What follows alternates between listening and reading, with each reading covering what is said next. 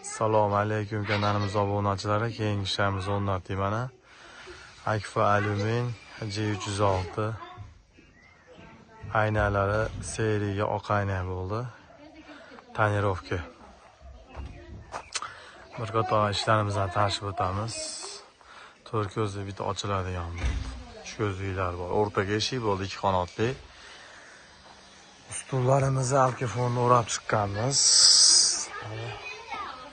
Görüşürler mümkün. Eşiğimizi zamanlar. Graf uçkalarda bo'lgan. İçki ko'rinishlari mana. Shogird bolalar.